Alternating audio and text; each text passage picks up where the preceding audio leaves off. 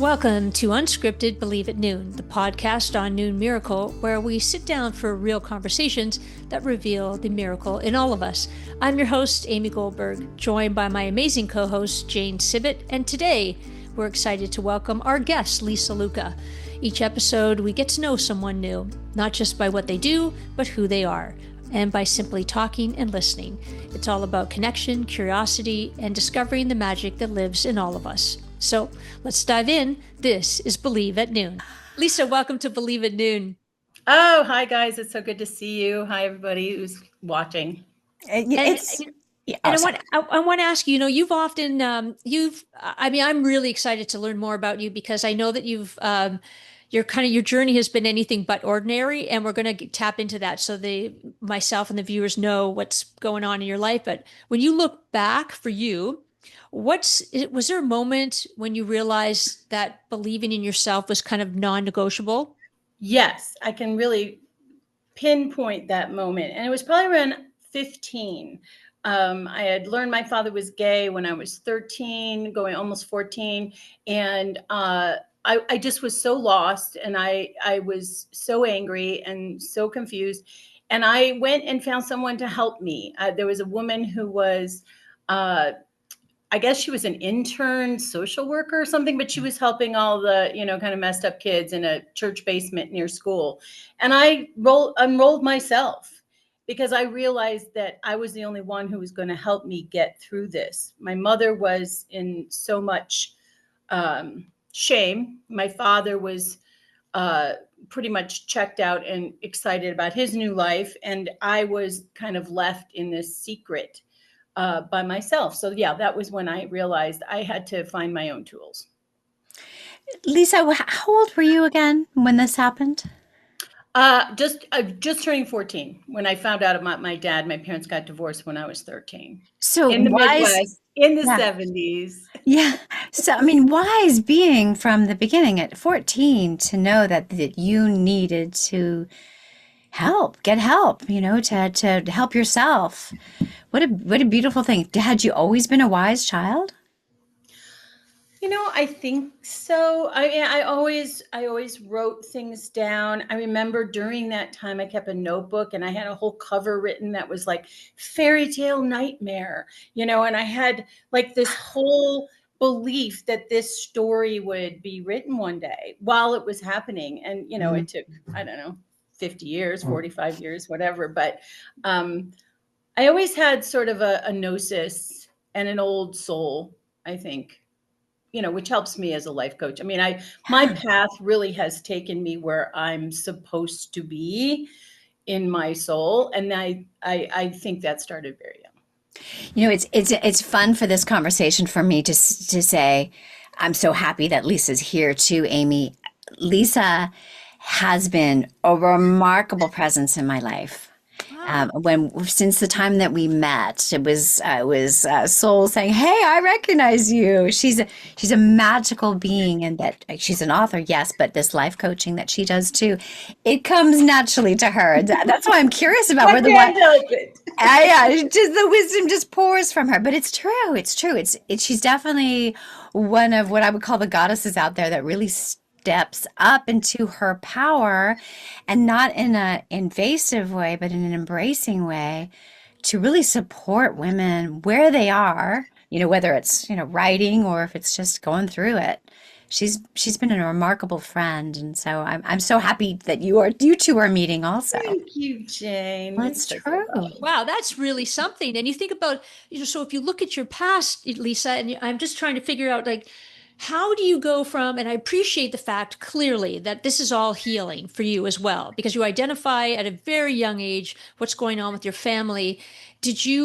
How did you connect that to yourself? Because of course your mother would feel a certain way, or was it a surprise to her? Was it yeah, they were best friends. And actually they were best friends till the day he died. They were Will and Grace if they'd had kids, and that made it even harder, because I thought, well, aren't you supposed to hate him? Like, he just left you for some young guy who's closer to my age than your age. Like, it was just really, really horrifying. But, I don't know that I was desperate for someone to hear me, to listen. So my choices were all really bad. I quit high school to manage my boyfriend's band. I ran off to San Francisco with $400 and no one, like I didn't make the most with all the wisdom that you just have. Like, this is why you're such a great life coach. You live it. You live it, breathe it. It's good. Right? It's balance. I love life coaches where, what have you done? I've done one thing in my life and that's it. Right. I mean, I went off the rails in my parents' eyes, and yet I always just sort of followed this light. Like I always knew I would have an extraordinary life. And of course, it started very young by being born to this couple in which I had a closeted gay father. I mean, that was pretty extraordinary just at the start. And I didn't put those two together actually till I was writing the book, because I realized that I wanted to be and have an extraordinary life, but I wanted my parents to be ordinary so that they would be normal, that there was a normalcy in my youth that I could count on. And I didn't have that.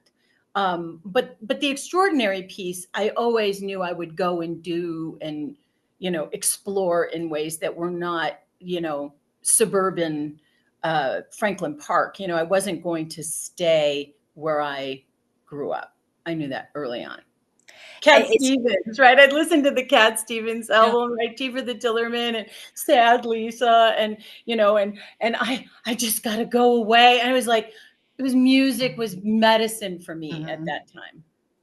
So perfect that you fell in love with your musician husband. Yes, he kind of looked like Cat Stevens back there. You're now, so did you, is this your present husband? Like, my present partner, we're not married, we're together longer than both my marriages put together, but he was, I met him at 21, moved to San Francisco, sight unseen, had one girlfriend that lived out in the Bay, and we went to see the ocean for the first time. And then she's like, we have to go see this band Merlin, and I really think you'll like it. It's like they do a lot of the stuff, Genesis stuff. And so we went and there he is playing drums, and there's fiddle and flute and another drummer. And I was mesmerized by this guy, and I liked guitar players like that, sexy out in front.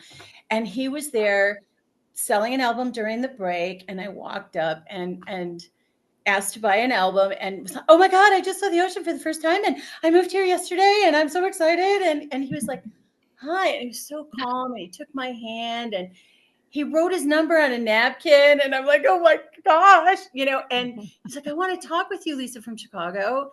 And we just knew, and he wrote on my album, Welcome to California, You Are Loved.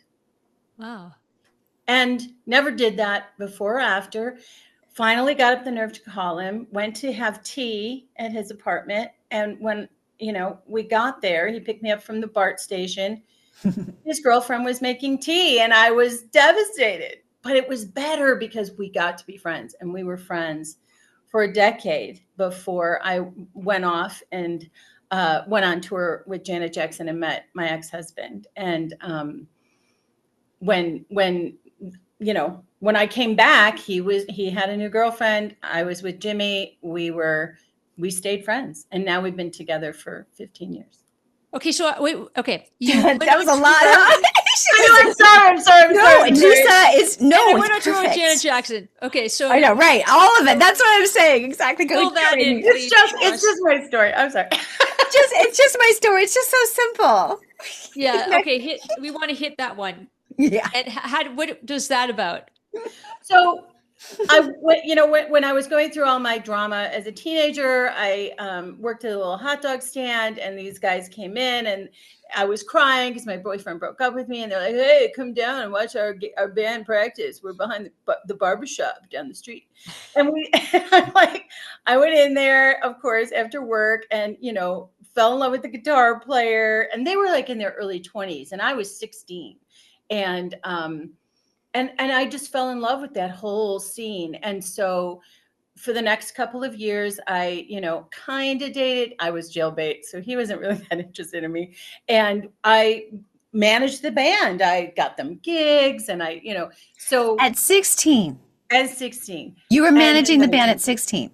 On my 17th birthday, I was standing in the wings at the theater in Chicago, the Chicago Theater, and they were playing at some like Battle of the Bands, and they played She Was Just 17. You know, I saw her standing there on my 17th birthday, and I thought, oh my God, this is the greatest thing in the world. I want to tour the world with rock stars.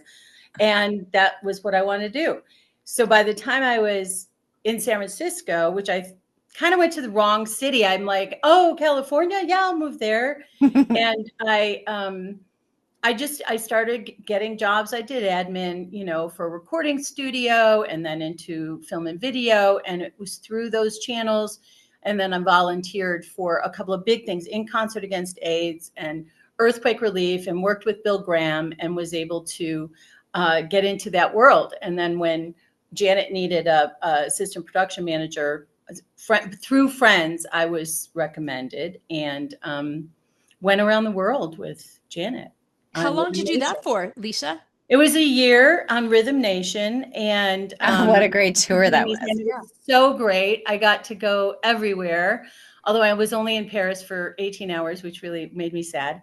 But it was amazing, and I fell in love with one of the roadies, with the tour bus driver, one of the tour bus drivers, who was a good old boy from Tennessee, and he looked like Patrick Swayze, and he just swept me off my feet, and ran off and married him and had my son after that tour. And then he continued to tour on Michael Jackson and the Eagles and the Stones while I stayed home barefoot and pregnant. And so it didn't last but 5 years.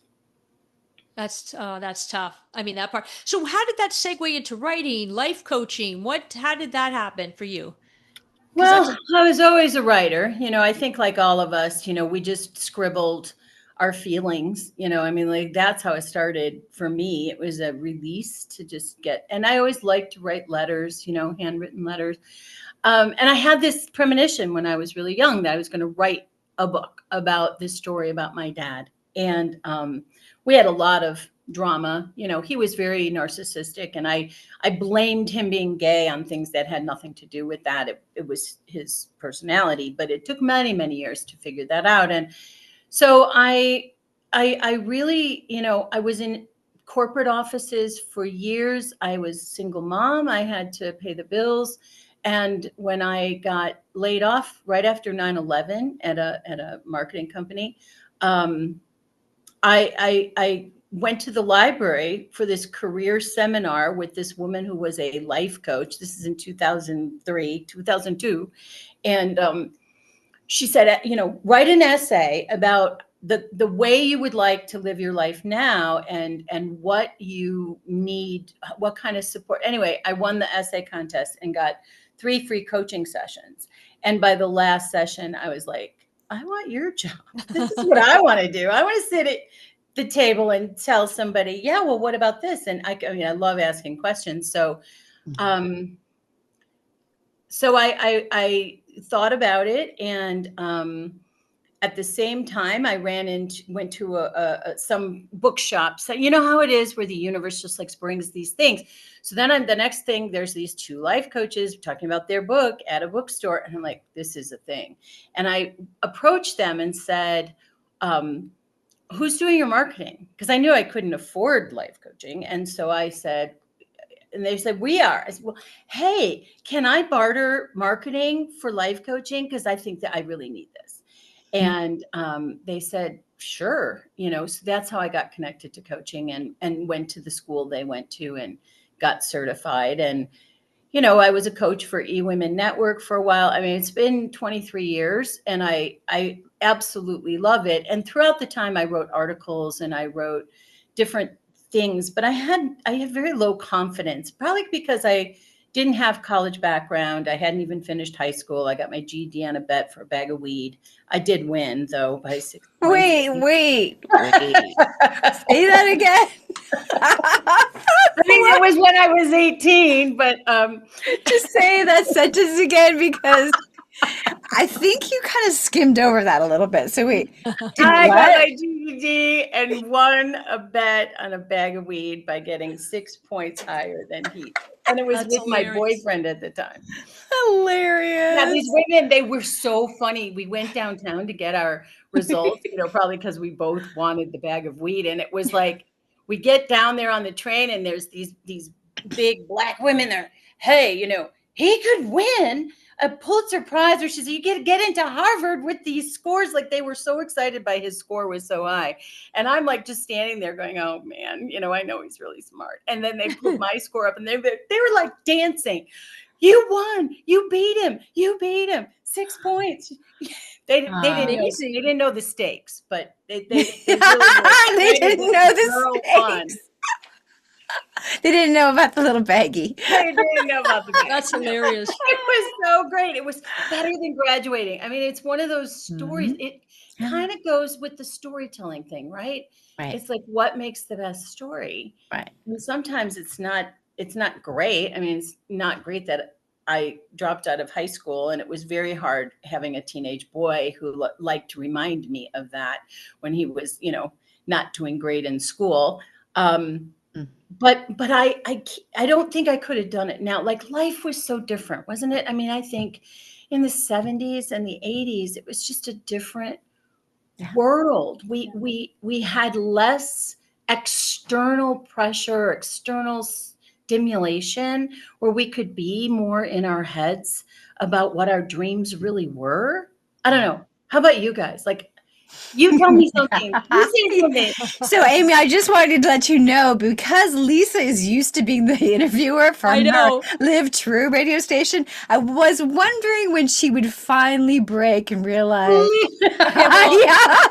Exactly. Well, that's tough. Right? But yeah, because Lisa, first of all, I want to explain. The book is Ashes to Ink. It said this is like about explores love and loss and identity. And so, does your dad love you? Like, did you feel the love for your father? I did. My dad passed away in 2013, and we had a pretty long journey to a détente, and then true love. Like, we really did. At the end, I understood him enough to know that the way that I would have my father's love was to let it be about him. And I accepted that, you know, and when I talk with my clients, it's, you know, some people really resent when the tables aren't even, when it's not working for them. But if I found that I wanted that enough to accept that he was never going to be as invested in my happiness as his own story. And so we were great in the last year. My sister and I had a lot of problems. She had a lot of problems with him towards the end. You know, he was not in good health. And so we had a lot of family drama after he passed. And that, all of that is in the book. I will say, though, that showing my sister the manuscript of the book, knowing that she and my mother were not happy that I wrote it, it healed our relationship tremendously. Wow. Will you show the book? Will you hold up the book? Sure. Ashes to Ink. I have my feather from my I see that feather. I love it. When they read the book, how did they feel when they read the book?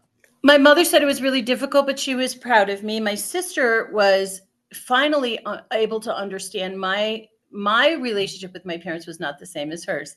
You know how that is with siblings have different parents, and we don't always realize it. And she's a lesbian, so I always thought that would align her with Dad in some way. And I didn't really know that actually made it harder, because she saw how many people had rejected him in the family, and she didn't want that rejection for herself. So she was more closeted longer than she would have been, I think, if she hadn't had a gay dad. Ironically. That's really interesting. Isn't that interesting? Yes, very. So how long did it take for her to come out then? She came out first in our family to me, and she was 25, maybe. Wow. 26. And by then it was, you know, it was the 80s. You know, it was different too, because of course we gradually had more and more what started with tolerance that became acceptance, which becomes just regular life, right? And we're getting closer. But for families, it's a really hard thing. My mother carried so much shame. When she passed away a couple of years ago, women came up to me at her funeral and said, I didn't know your father was gay. I just knew he was your mother's best friend until I read your book. Oh, wow. And I never told her I knew. Like, it was really precious that they didn't want to put her in a situation of feeling embarrassment. She carried that all those years, that it was somehow her choice was, quote, wrong, but she loved my father so much. Okay, but Lisa, what are we doing wrong then? This is a stigma, right? Yeah. What are we doing Yeah. wrong that this is like not, this can't happen? And what, you know what I mean? Like, explain. I think it's because it's about sex. I really do. I think for my mother, my Italian Catholic, good girl mother, it was about sex. And back then, especially, it was homosexuality. It's right there in the middle of the word, right? And that's what was so hard. When my father found out that I knew, because I called my mother at work after I put 2 and 2 together, I asked my dad, do you have a girlfriend? And he said, no, I don't. And that's the clip that I put on Noon Miracle. It's, and he was. That was excellent, by the way. That was great. That's on Noon Miracle. It's great. Yes, on the Noon Miracle platform. Yeah. Thank you so much. My mother didn't want to admit it. My mother didn't want to know about it. Like, she would have been fine if he had maybe left her for another reason. But, she was, there was a lot that men did to women then. My mother was 30 years old and she got married at 19. So she was 30 years old. She was very overweight. She went to a doctor who said, lose weight. She went to a priest who said, stay with your husband no matter what. And she went, and the doctor sent her to a psychiatrist who gave her diet pills and said, lose weight and he'll come back. Like, that's what they told women about having a man who told her that he's homosexual. Wow. I mean, and what about, did your father tell her? My father told her when they had a couple over for dinner, and it was a guy from work and his wife, and after they went home, the phone rang, 20 minutes later or whatever, and he ran down to the basement to answer the phone. There was a phone in the kitchen. And she said, I sat on the top stairs of the basement and listened. I know, I think it went so well. I'm really glad. Oh, it was so great to see you. And when he came up the stairs, she said, who was that? And he said, Ron from work. And she said, you were talking to a woman. And he's like, no, I was talking to Ron from work. And I need to tell you that I have homosexual tendencies. And like, she couldn't even compute, here's a 30-year-old woman. Was he bi? So was he bi? No. Oh, no. Okay.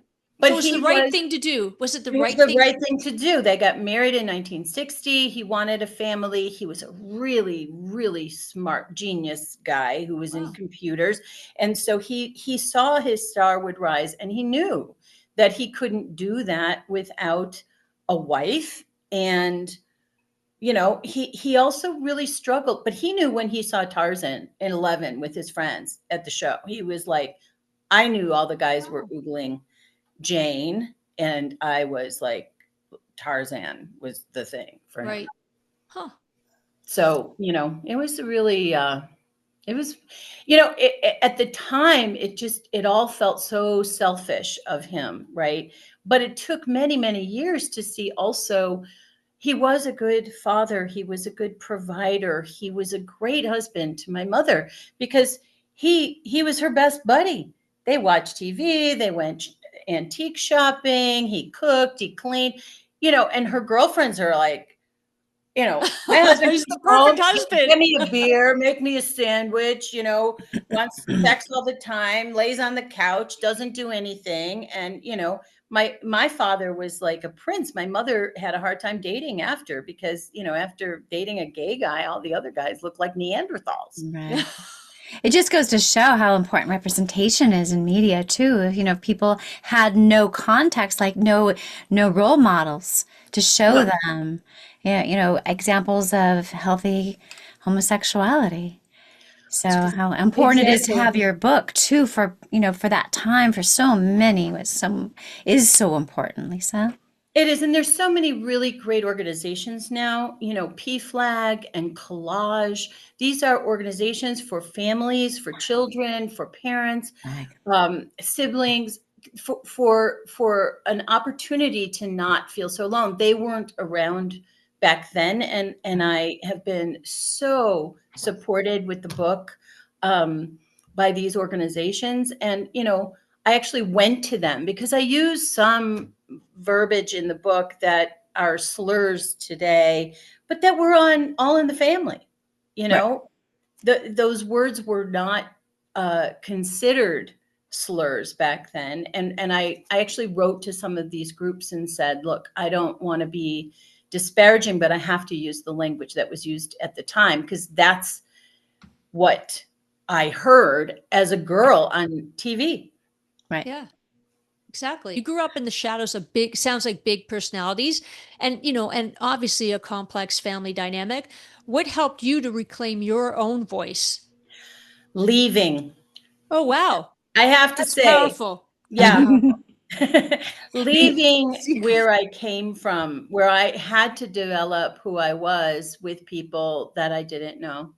And I ran essentially away, because, I moved out super young, and then I moved to San Francisco really young. And I ended up going back to Chicago to raise my son after my divorce, just because I really wanted my mom to know her only grandchild and my son to know my mother.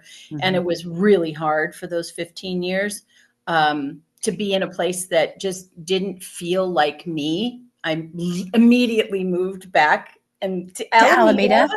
Alameda, which we share, which is where I was raised. It's Alameda, this little island. Oh, yeah, yeah. Oh, all the so places, beautiful.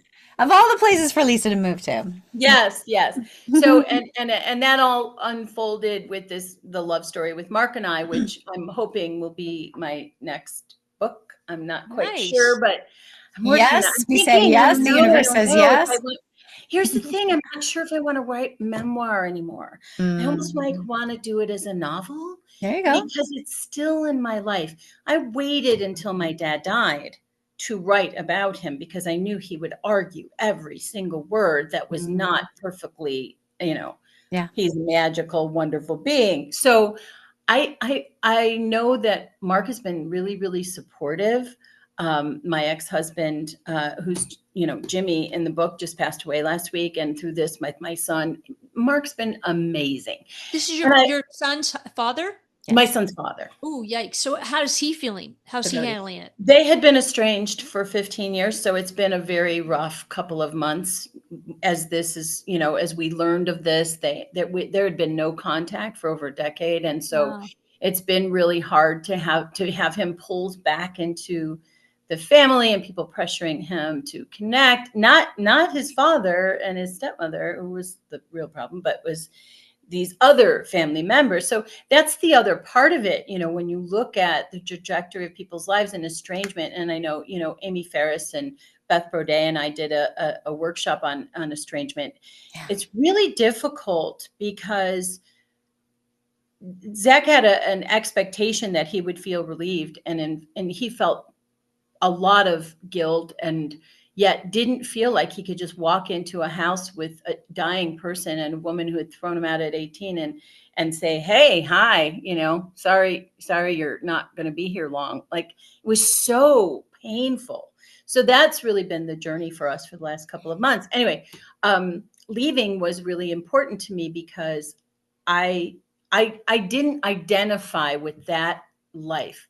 I have a lot of people that I love and respect, friends, family members, that love having a life, of a house and a home and a family and a job and, suburban world. And I knew I needed to do something more. I had something else that I was supposed to offer. I'm not sure that I've offered it all yet. I feel like I'm still in the process of it. But writing always comes back to, it's all about sharing a story. And that's all my clients do really with me as a life coach, is they come with their story, and they need to help figuring it out for themselves on which parts of it they have to claim, how much they have to endure, and what options they have, Yeah. It's all story. So beautiful. Oh gosh, Lisa, I know that, in this platform, we talk a lot about the miraculous and the everyday miraculous. And you, as a spiritual being, as a fellow goddess in the planet, I would love to know if there was a miraculous event or person in your life that's a North Star for you, or something that you tap into. That's a beautiful question. The first person that came to mind was my grandmother. Wow. she loved me so unconditionally, which is why I wanted my son to know my mother, right? Because I think grandparents, which I know you are, Jane, Yes. don't always get as much credit for their magic. Mm. Um, and there was always a little bit of whispering that, Graham was an Italian witch, and I sort of inherited her witchiness. She knew things, grandma knows things, and she says it's going to happen. There's always this Mm. magic about Graham. So I would have to say she put me on that path of looking for magic and the mysticism of life. And I'm very connected to all of that and setting intention. But I believe in miracles and I believe in magic. And I think we all have the power to not just create it, but to recognize it and see it. Abracadabra means create with what we speak. Right. As I speak, so it shall be. Yes, yes, yes. I love that. That's great. Well, okay. Well, we're coming to the end. I want to ask you a question. If you could leave our listeners and viewers with one truth to believe in, no matter where they are in their journey, what would it be? The truth will set you free. Nice. So true. Live true is sort of my platform and the work that I do as a coach, but also, with my radio show and that, and really being true, living true, loving true, and knowing and discovering and honoring the truth is truly what frees us. And we can all be better for that. No matter how hard it is. It's awesome. It's very hard. It's Especially awfully now. hard. Especially now. Especially now. Especially now. Yes. And that is what's really lacking now is a real truth. Yeah. And integrity with that truth. Yes. Right. There is no absolute truth. And that's where memoir comes in. My sister and I had a lot of conversations about this book, about what the truth is. And I said, well, memoir is memory. It's what I remember of my experience. It's not necessarily the truth, right? We all have a truth. That is what and we need to know what it is and face it, because without that, living in an illusion can be really damaging. And so the truth will set you free. Thanks, Lisa. Thanks so much for being on Believe at Noon. Really appreciate it. Thank you both. Oh gosh, and with all our hearts, it's so lovely to have you. Thank you so much, Lisa. Thank you, guys. Always great. Thank you, everybody.